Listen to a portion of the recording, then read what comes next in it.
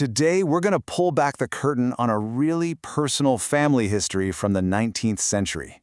It's a powerful first-hand account of what it means to lose everything, find resilience, and somehow have the quiet courage to build it all back again. So our story doesn't start with some big historical event. It starts right here, with this simple but incredibly heavy question. Picture it, a cold winter night in Ontario, back in 1880. An 11-year-old girl, Georgiana, asks her father this question, and in those few words you can feel years of unspoken grief and just a little bit of hope. So why was that question such a big deal? To really get it, we need to wind the clock back 6 years, to the moment that this family's world first broke apart. In the spring of 1874, everything just changed for them. Mary Jane Kemp, who was really the heart of the whole family, got sick, and it was terrifyingly fast. One day she falls ill, and just like that, on May 20th, she's gone.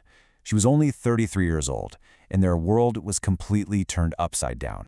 This devastating loss left their father, James Kemp, totally alone to care for 5 very young children. I mean, just look at their ages. You've got Sarah Elizabeth, who at 12 basically had to become a little mother overnight, all the way down to James Alexander, who was just a toddler, only 2 years old. How do you even begin to explain something like that to a 2-year-old? So how does a family even navigate something so profound? Well, their father, James, he later called these years his darkest days.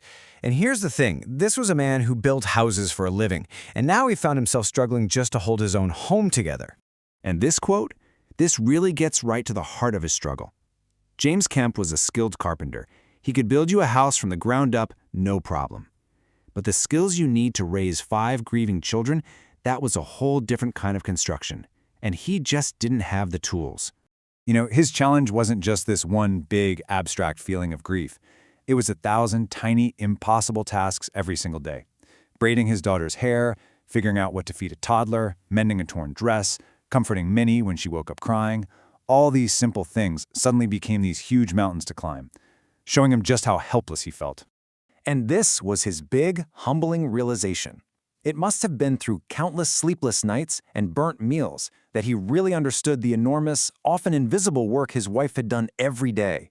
It's a tough lesson to learn when you're just thrown into the deep end. James actually admitted that there were days he thought about giving up. He even wondered if the children would be better off with other relatives. But there was one single thing that was his anchor in that storm. It was a final promise he'd made. These were the last words his wife ever said to him. And that solemn vow, it became his reason to keep going. It wasn't just a memory, it was a mission. It guided every single hard decision he had to make for his family. So the family just survived like this for more than 2 whole years. But then a new possibility started to emerge. And it didn't come from some big introduction or event, but from something much quieter, a series of letters. So, by the fall of 1876, more than 2 years had gone by. The Kemps had a routine. They were surviving. But James knew deep down they weren't really living. The joy, the laughter, it was just gone from their home.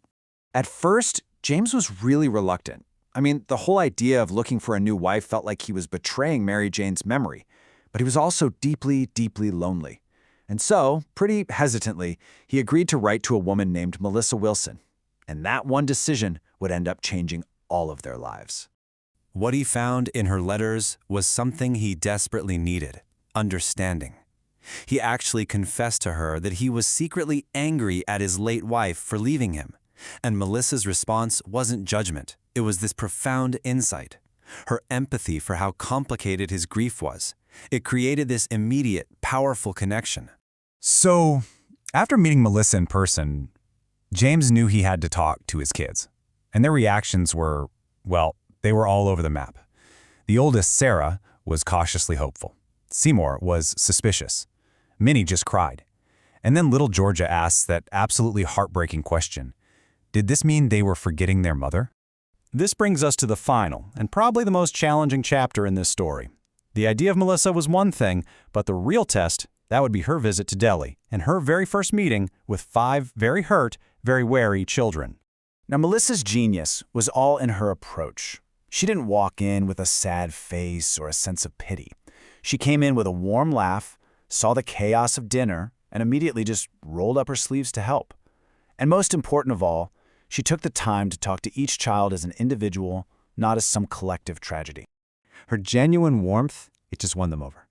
It was the eldest, Sarah Elizabeth, who gave the final okay.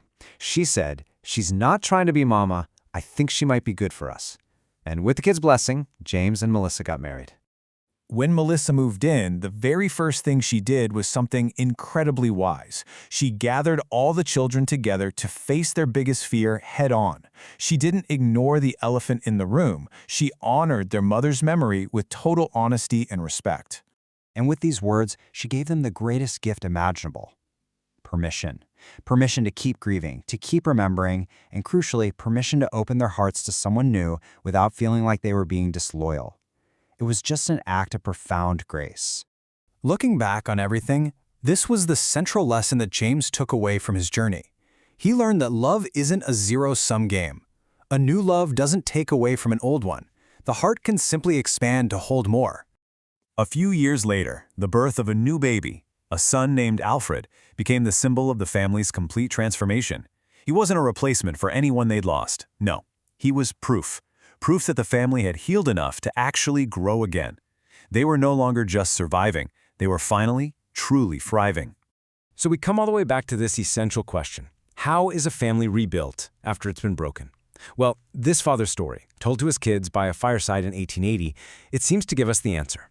It's rebuilt with a lot of patience, with incredible honesty, and maybe most of all, with the courage to believe that the human heart truly has an infinite capacity for love.